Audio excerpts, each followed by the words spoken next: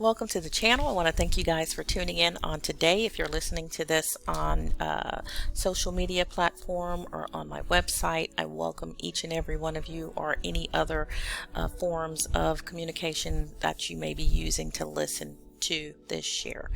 All right, so I want to talk to you guys about the elephant in the room. All right, traditions that are still being carried on in Ghana that I think we need to discuss, particularly those of us who are members of the transatlantic slave trade, those who are historians in Ghana, and those of us who have a history with Ghana, or who those who may be new to Ghana or planning on traveling to Ghana. I think it's important for us to discuss the traditions that are still being carried on in the nation that are reflective of the nation's past involvement in the sale of African people, or people taken from the African continent, be it Israelite people or other tribes that were on the continent, because we were not all of the same tribe, and that's a discussion for another time. But the topic of Ghana's role in the transatlantic slave trade cannot be ignored. And so I'm using these images here because every time I see these images, the images on the screen with the umbrellas, it bothers me. Okay, now let me just say that once again, I have a long history with Ghana, if I haven't said it yet, more than 19 years, coming up on 20 years. I love the nation, I love the people, I love the good culture and the good traditions, okay? And those that do not cause me to go against my faith, all right? And so I want to be very clear about that. But we have to also address the issue of Ghana's role in the transatlantic slave trade, and Ghana's role in its own triangle trade on the continent, being coming from the Ashanti region, going down to Uda, Wida, Benin, Togo, Nigeria, capturing a people, the children of Judah, and transporting them in between Judah, the Ashanti Kingdom, and Elmina. All right. Now, if you look at the original map of Africa, you will see that it lists the Ashanti region as the Kingdom of Akan, and next to it, it lists the Kingdom of Wida, Judah, and also the Kingdom of Benani,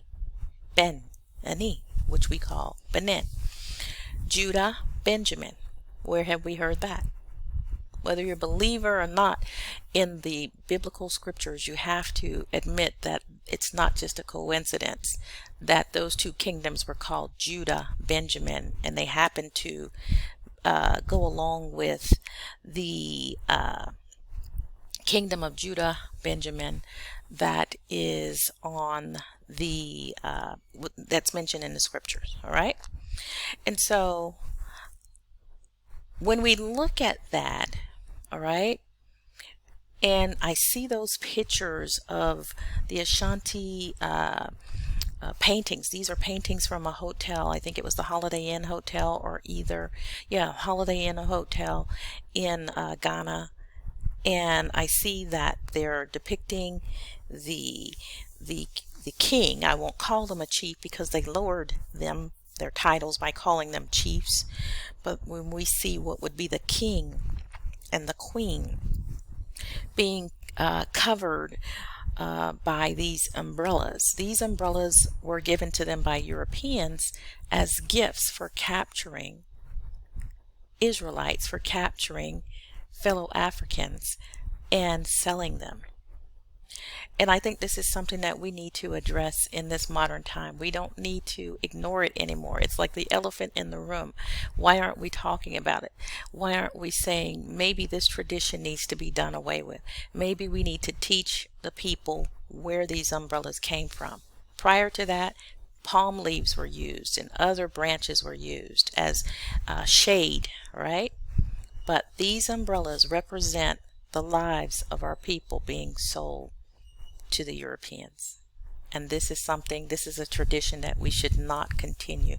This is a tradition, in my opinion, that exposes the hand that the Ashanti Kingdom had stretched out in the transatlantic slave trade. And so, with no disrespect to the chiefs, kings, queens, those in leadership, this is something that we need to do away with. And this is something that, as people in the diaspora, let's just change this. If these were white people still carrying relics of things that they used to enslave our people, we would be yelling and screaming, we would be shouting. If they walked around, wearing things that reminded us of the pain and the torture that they put our people through, we wouldn't stand for it. And so, just because it is our fellow blacks, so to speak, we share the same continent, we share the same skin color, we're not all of the same tribe of people, we're not all of the same kingdom, as it was clear on the very first map and on the second map of what we call the continent of Africa, that the Ashanti Kingdom was the Ashanti Kingdom, the Kingdom of Judah was its own kingdom, the Kingdom of Benini was its own kingdom, and so on and so forth. All right, but we need to address this as a people if we're going to be honest with ourselves, especially as diasporas. What do you think when you see this? Do you even know where the history of this came from? And does it matter to you? All right, you don't have to comment, you can just think on it. If it doesn't matter to you, that's fine. But for me, whenever I see this, it's a constant reminder of the Ashanti Kingdom's role in the enslavement of our people.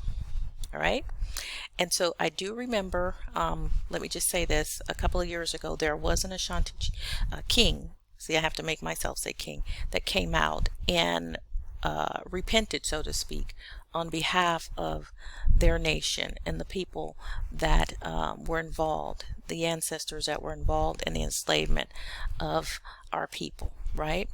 And that's excellent, that's wonderful. But I think what he did needs to become a tradition, and more education needs to be done. And I hope that this share will help to open the eyes of some and give others courage to speak up. Of course, respectfully, but speak up and make this bad part of history known. Okay? Why do we do what we do? Most people don't even know. Shalom.